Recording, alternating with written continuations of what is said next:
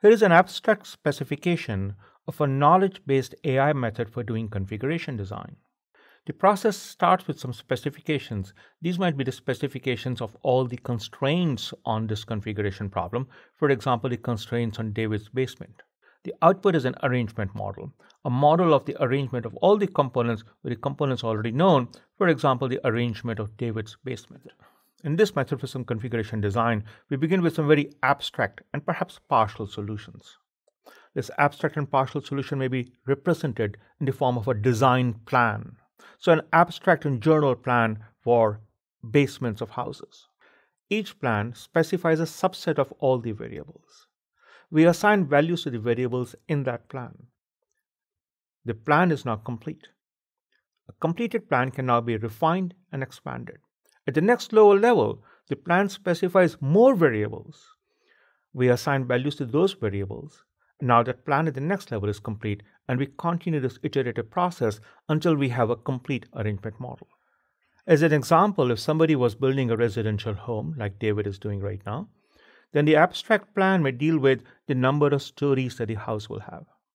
Once we assign to the variable number of stories, then we get a more expanded and refined plan where we have a plan for each of the stories, including the basement.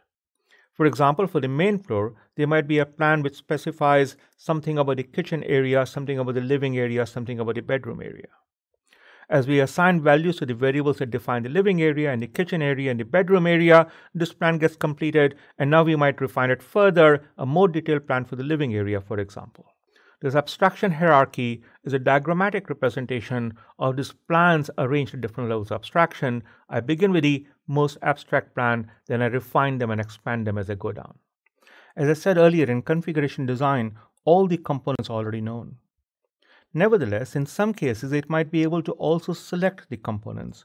So for example, I might not only be able to reconfigure the TV, I might also be able to pick a specific kind of TV. So this might be a TV in general, and a more specific kind of TV, and a more specific kind of TV, and so on. Note that the arrows coming here are two-way arrows. This is intentional.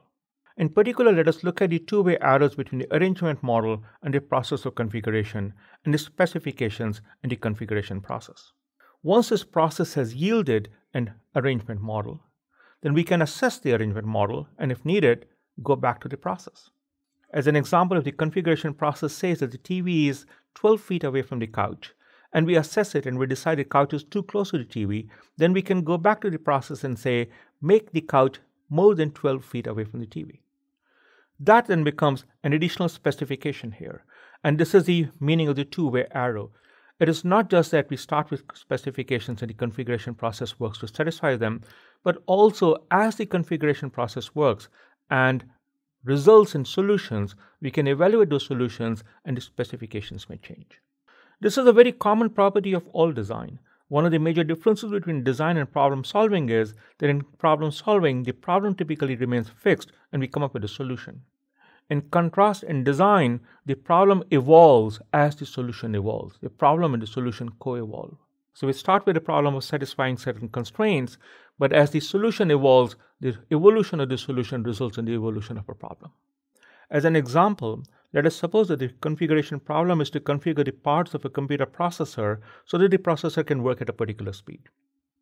You do so, you come up with an arrangement model, but when you evaluate it, you find that the processor overheats. In that case, you may change the specification and say that the specification is not only that the processor should be fast enough, but also that it should not overheat. This is an example of problem evolution and solution evolution. Now that the problem has evolved, you may come up with a new solution for the processor design. This now is an example of problem evolution and solution evolution. So for an example that might hit a little bit closer to home for many of you, as you've been designing your agents that can solve the Ravens test, you've done a process somewhat like this. You started with some specifications, general specifications that your agent must be able to solve as many problems on the Ravens test as possible.